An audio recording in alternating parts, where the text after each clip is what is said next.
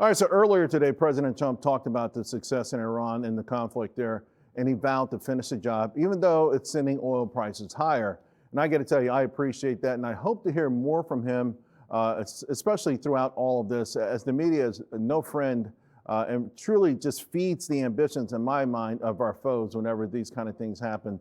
I want to bring in Martin Capital founder and CEO, Rod Martin. And Rod, you know, the media has, sort of covered up what's been an amazing and superior precision campaign, from the beginning to up to this point.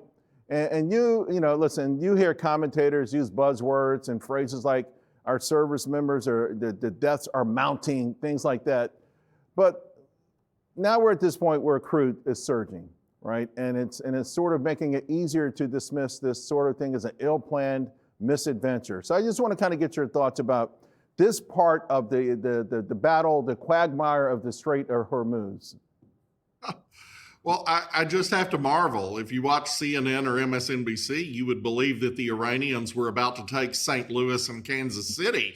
It's just absurd. Yeah. We have lost about 7 guys, which is, of course, a tragedy, but 7 guys? Are you kidding? You know, this is a pretty big war, and we have established absolute air dominance. They can't fly against us. Their air defenses are absolutely destroyed, which, by the way, puts a huge bite into the Russian and Chinese arms export industries.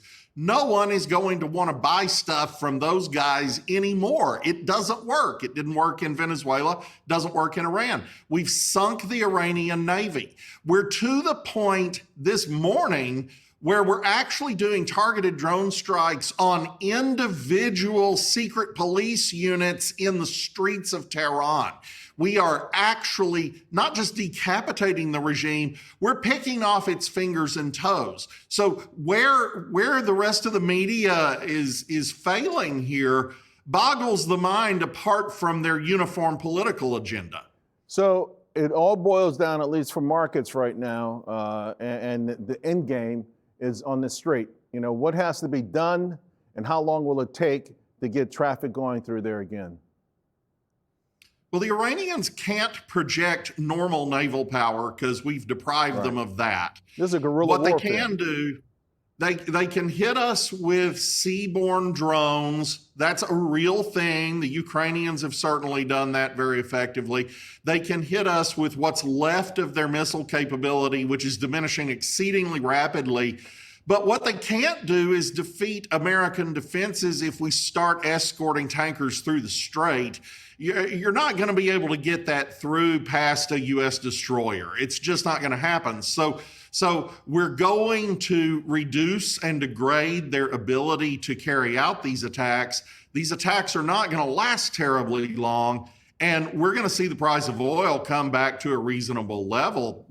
Easily 30 days, certainly after that. Regime change, I sense that it could be off the table at this point.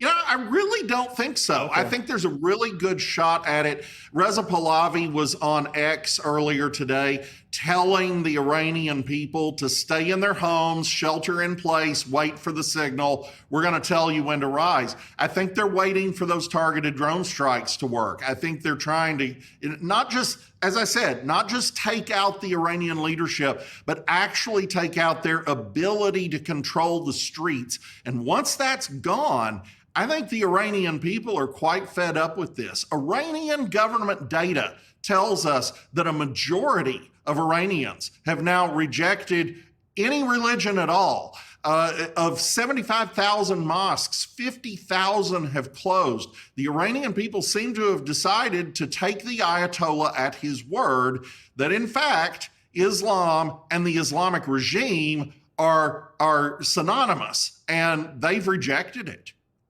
Rod, I wish we had more time, but I really appreciate this conversation.